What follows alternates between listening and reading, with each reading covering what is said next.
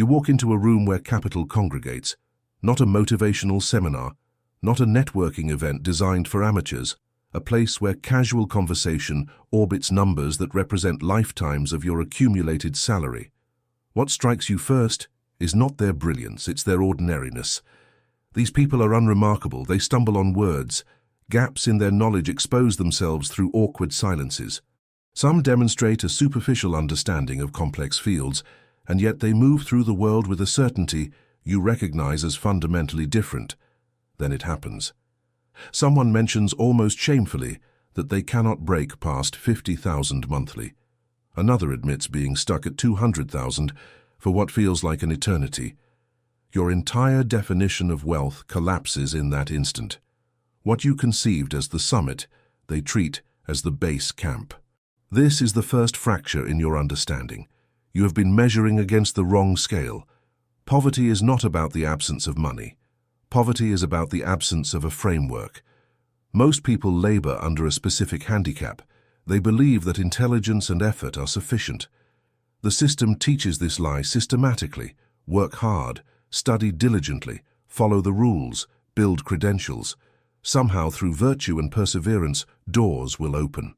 But the doors were never locked for those who understood the real game. The truly wealthy don't play by the rules you learned. They play by a completely different set. Machiavelli identified this centuries ago. Strategy devours intelligence at breakfast, he might say if observing modern economics.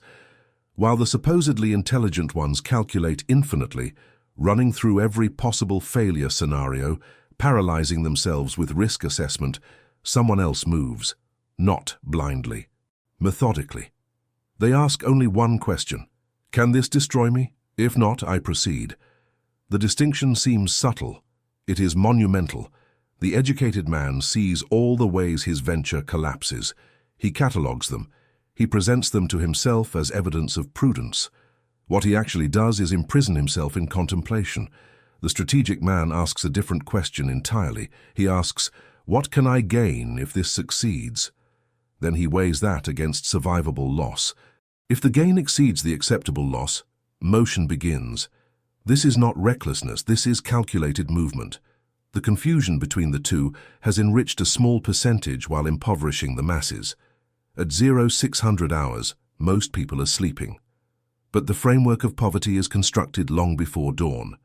It's built in the choices made during childhood, reinforced through education, solidified through employment, and finally calcified through decades of repetition. You were trained to solve problems perfectly. You were incentivized to analyze endlessly. You were rewarded for theoretical knowledge. In a world that compensates only for executed solutions, this training becomes an anchor. The irony cuts deep. Intelligence, when unaccompanied by willingness to move, becomes a liability. The brilliant man sees all the obstacles. The bold man sees only the path. One stalls, one advances. This is why fortunes accumulate, not in the hands of the smartest, but in the hands of those willing to operate in fog with only a compass. Your poverty was not inherited. It was manufactured through a specific orientation toward risk, action, and consequence. To escape it, you must first recognize this. You must see that the game you've been playing is not the game the wealthy play. The rules are different. The objectives are different. The metrics that determine success are fundamentally misaligned with what you've been taught. Wealth is not distributed to those who understand economics textbooks. Wealth is distributed to those who understand people, timing, and leverage. These three elements rarely appear in formal education because they cannot be taught in classrooms. They can only be learned through the friction of action. At 0930 hours, your competitor, the one with less education than you, less pedigree, fewer credentials, has already made 3 decisions. One of them will compound into opportunity. Your analysis is still incomplete. Your decision-making framework is still loading. By the time you've decided, the market has already chosen. This is not motivation. This is diagnosis. You are poor not because circumstances conspired against you, but because your internal operating system was programmed for poverty. The wealthiest among us learned to reprogram themselves. They adopted a different mentality long before they acquired different circumstances. This is the secret no one tells you, because most people don't recognize it as the secret. It seems too simple, too obvious. Surely there's more complexity hidden somewhere. There isn't. The framework is simple. The execution demands everything you have. Every major decision in your life has been delayed. You know this. You can feel it.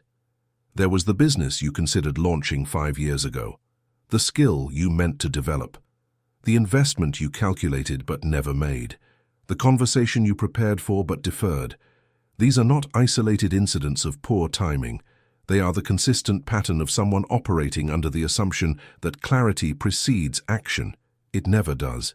Clarity arrives through action. You move into fog. You gather data through movement. The fog lifts incrementally as you navigate it. By the time you understand the terrain completely, you've already traveled it. The person who waits for perfect visibility never moves at all. At 11:15 hours, a decision you've been contemplating for months reaches its deadline. You don't make the decision. You let the deadline pass.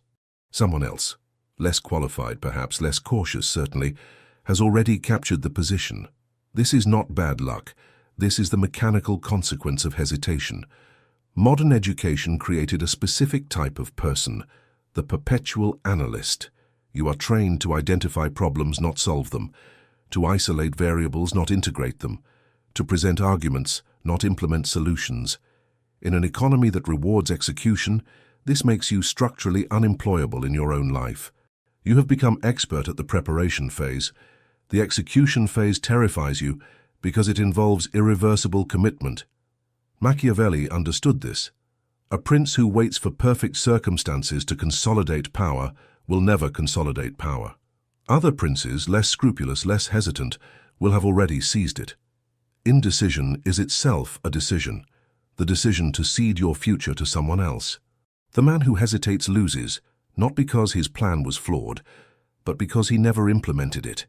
His competitor implemented a worse plan faster, learned from the market response, adapted, and now controls the position. The hesitant man watches from outside, convinced of his intellectual superiority over the victor. Intellectual superiority is worthless without a bank account to validate it. There is a specific cost to hesitation that compounds. Every month you delay, the barrier to entry rises slightly. Your competitor accumulates experience, reputation, early adopters. By month 6, by year 1, they have built moats you can no longer cross. Not because their idea was better, because they executed while you were still preparing. At 14:37 hours, you finally decide to act. By then, the market position is occupied. The first mover advantage, that simple truth everyone acknowledges but nobody exploits, has already been claimed. You can still succeed, but you will always be chasing rather than leading. You will always be reacting rather than creating. The cost of your hesitation will be measured in percentage points of market share, in reduced pricing power, in the constant pressure of competition. The wealthy understand something fundamental about execution. Imperfection in motion beats perfection in stasis. They launch products with visible flaws. They enter markets before they fully understand them. They make investments without complete certainty. They do this not from recklessness, but from understanding that the cost of getting it 90% right and starting immediately is lower than the cost of getting it 100% right and starting 6 months later. Your competitor's product has obvious deficiencies.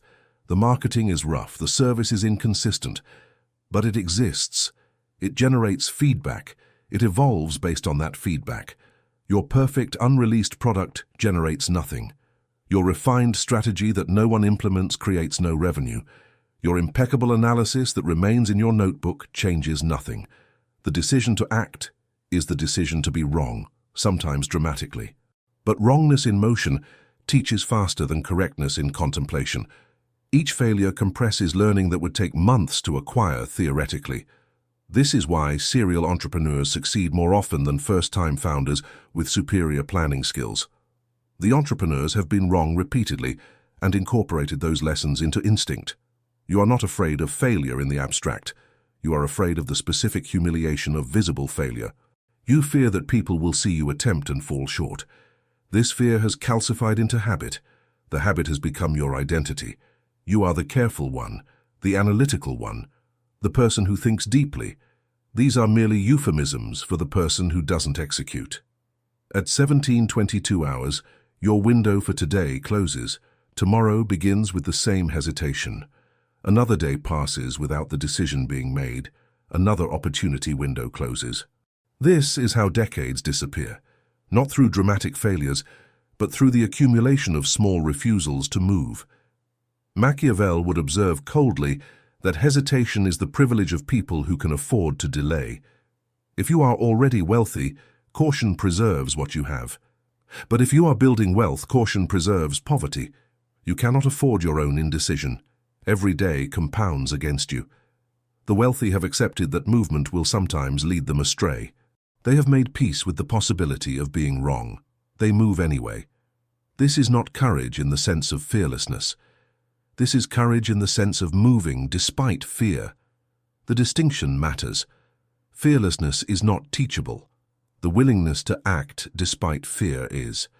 Your competitor is not braver than you.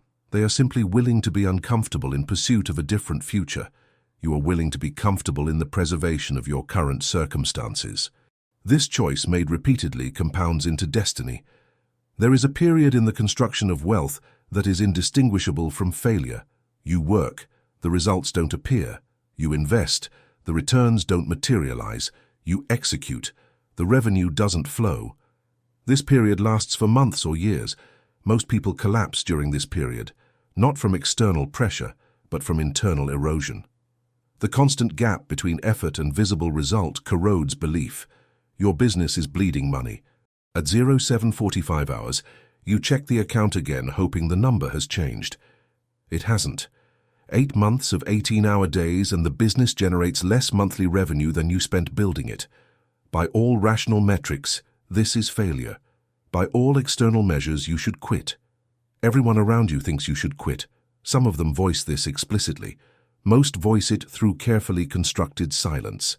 This is where emotional durability becomes your only asset. The wealthy understand something that the educated do not.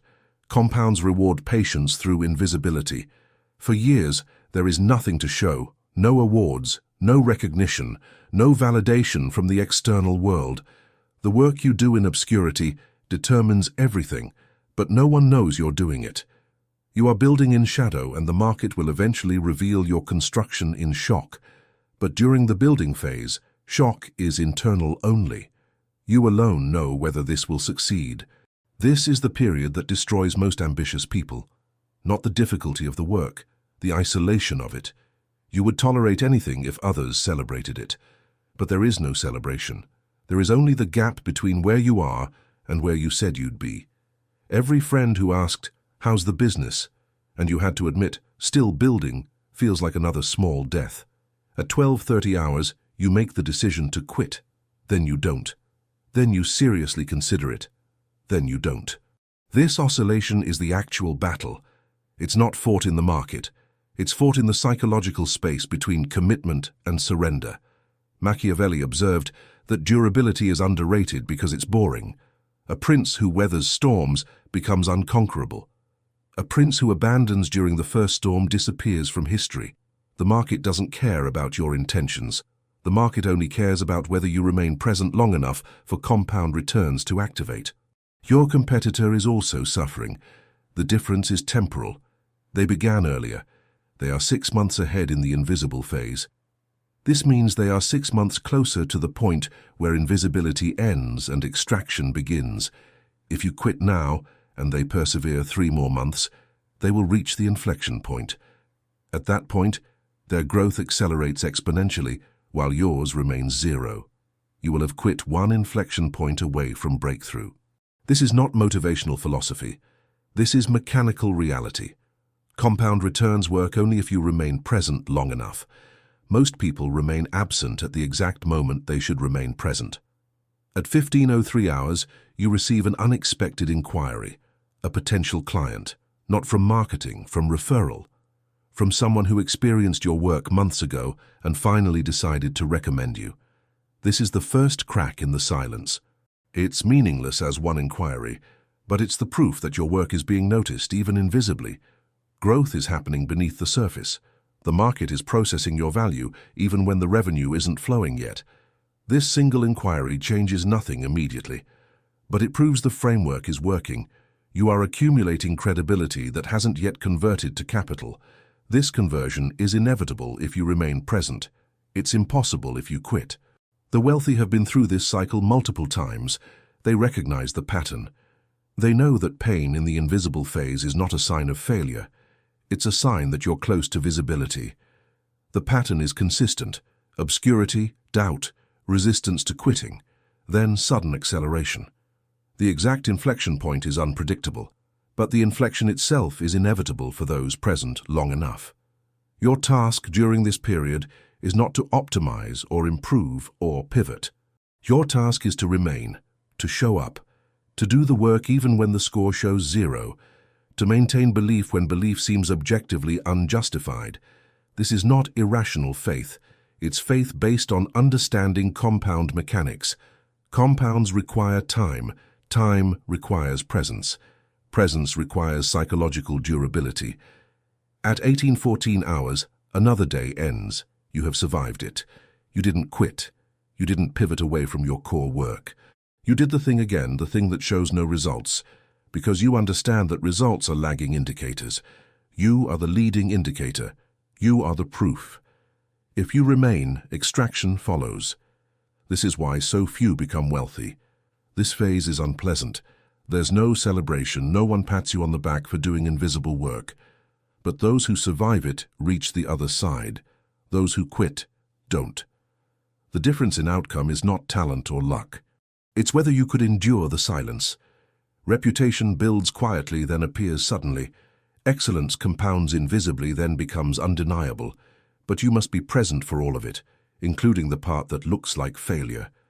The wealthy understand this. The poor abandon the process before returns activate. You watch another person ascend in your field, not because they're smarter, not because they're more connected, because they've become indispensable. There is something specific about their work that makes alternatives seem inadequate. Clients don't seek them out for price. They seek them out because the problem they solve is genuine, and alternatives feel like compromise. This is the distinction between earning and extraction. Most people earn. They trade hours or services for compensation. Earnings have a ceiling. There are only so many hours. There is only so much you can charge before clients balk. Extraction requires something different. It requires that you solve a problem others cannot or will not solve. It requires that you do this so completely that you become the unavoidable answer. At 06:22 hours, before most people wake, your competitor is already working. Not on their business, on their craft. They're obsessing over a small detail of their work that most people wouldn't notice. They're refining something that's already adequate because they've committed to making it undeniable. This obsession doesn't come from external pressure. It comes from an internal standard that refuses compromise. You work hard. You deliver good results. You take pride in quality. This is enough to make money. It's not enough to become irreplaceable. The difference between good and undeniable is obsession. It's the willingness to invest time and resources in excellence that exceeds market expectations. It's knowing that the market will eventually reward you for this obsession, even if you're currently undercompensated for it. Machiavelli understood that reputation is wieldable. A prince with a reputation for effectiveness commands allegiance without constant enforcement. A prince without reputation must enforce constantly. In business, reputation creates gravity. People orbit toward you without being pulled. Your competitor enters a market segment you didn't think about. They dominate it completely. Within 3 years, they've become the reference point. When someone needs that specific problem solved, only one name comes to mind.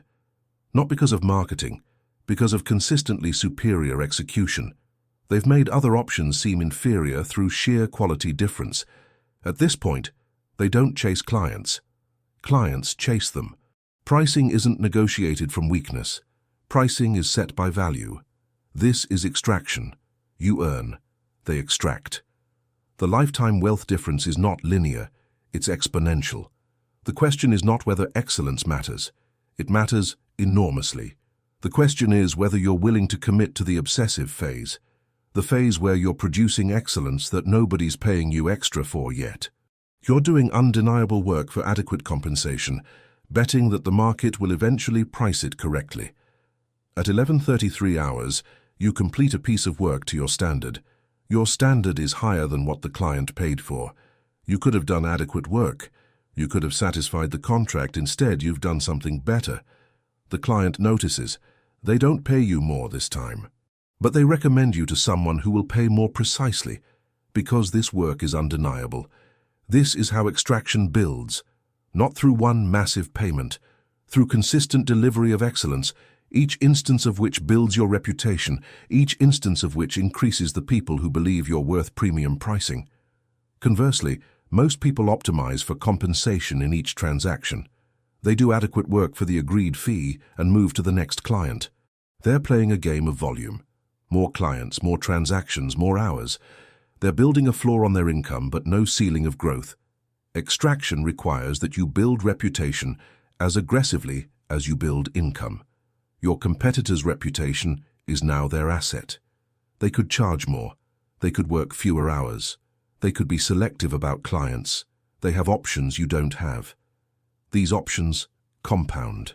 The ability to choose your clients leads to working with better clients, which leads to better work, which leads to better reputation, which leads to more options. You are still in the phase of accepting every client you can get. You're still optimizing hourly. You're still trading time for money. There's nothing wrong with this, but there's a ceiling on it. Your competitor escaped through obsession. At 15:52 hours, they finish their work for the day. It's 3 hours less than your day. Their income for the month is 3 times yours. Not because they're smarter, because they became irreplaceable and you remained replaceable. The market's job is to price irreplaceability appropriately. Most people never become irreplaceable, so the market never gets the chance to reward them for it. The question for you is specific. What would irreplaceability look like in your field? What would it take to be so good at something that compromises feel inadequate? How much time would you need to invest in mastery before the market started pricing it as such?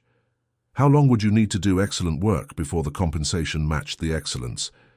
These are not theoretical questions. These determine your wealth trajectory. Machiavelli knew that a soldier with legendary skill changes the equation. That soldier doesn't negotiate, they command. The same principle applies in any field. Become legendary enough and the market negotiates with you, not against you. Become competent and you negotiate constantly, always from weakness. At 19:20 hours, your competitor is done for the day. They spent their time differently than you, not more hours, better hours. They invested in becoming undeniable. You invested in becoming available. This choice, made repeatedly, determines everything. There are only 5 real decisions in the construction of wealth. Everything else is execution. This is what separates the wealthy from the perpetually earning. The first decision is whether you will think like an owner or think like an employee. The owner asks, how can I create a system that generates value without my constant presence? The employee asks, how much can I make this month? Both can succeed financially. Only one becomes wealthy. Wealth requires systems. It requires architecture. It requires that you build something that functions in your absence. At 0500 hours, while others sleep, owners are designing systems, not working. Designing. They're thinking about infrastructure, about processes, about how to eliminate their own necessity from the system. This is counterintuitive. Why would you design yourself out of your business? Because once you're not required, you have leverage. Once you have leverage, you have time. Once you have time, you can build more systems. Most people never make this transition. They become very good at what they do individually, and then they're trapped. Trapped because the business depends on their presence. Trapped because they can't scale themselves. Trapped because wealth accumulation stopped when they stopped working. Your competitor designed a system 3 years ago. It was inefficient initially. They had to train people. They had to document processes. They had to let go of control over implementation. All of this felt like moving backward. Today they work 20 hours weekly while their system works 60. They've extracted themselves from the critical path. This is architecture. The second decision is whether you play a local game or a global game. Local games have local payoffs. You solve a problem for your neighborhood or city, you can earn well. You cannot become wealthy on a local game. Global games have global payoffs. You solve a problem for an industry or for a category. The scale difference is orders of magnitude. At 0800 hours, your competitor begins their day by thinking about systems that could scale to millions, not dreams. Actual architecture. How would this work if it served 10 times more people? 100 times. This thinking shapes the initial systems they build. They're not designing for current scale. They're designing for 10 times scale with only minor adjustments. You're designing for current revenue. You're optimizing what works now. This works until it doesn't. You hit a ceiling. Your competitor hits a different ceiling entirely because they designed for different scale. The third decision is whether you will operate as a multiplier or a replacer. A replacer does the work. A multiplier builds systems that do the work through leverage. Leverage can be capital, it can be people, it can be systems, it can be timing. But until you operate as a multiplier, wealth remains elusive. Your competitor hired people and trained them even when they couldn't afford it. They built systems that could work through these people. You did the work yourself because you couldn't afford people. You were right about the cost. You were wrong about the long-term return. Their investment in multiplication cost them more initially. Their return exceeded yours by multiples. The fourth decision is whether you will build or borrow. Most people believe they should borrow, take on debt when leverage is available. Actually, most people should build. Build first. Create cash flow. Prove the model. Then and only then borrow to accelerate. The order matters. Borrow before you've built and you're taking on risk you can't sustain. At 12:00 hours, your competitor makes a decision. They've built cash flow sufficient to service debt. They borrow significantly. They use the borrowed capital to expand systems they've already proven. This works because the foundation is solid. Most people borrow and then discover their foundation was sand. The fifth decision is whether you will think in outcomes or outputs. Outcomes are results. Outputs are activities. Most people optimize outputs. Hours worked, meetings taken, projects completed.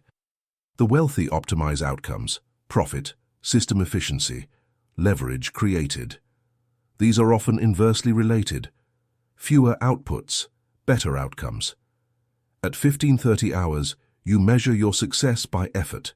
You worked hard. You're measuring output. Your competitor measures their success by outcome.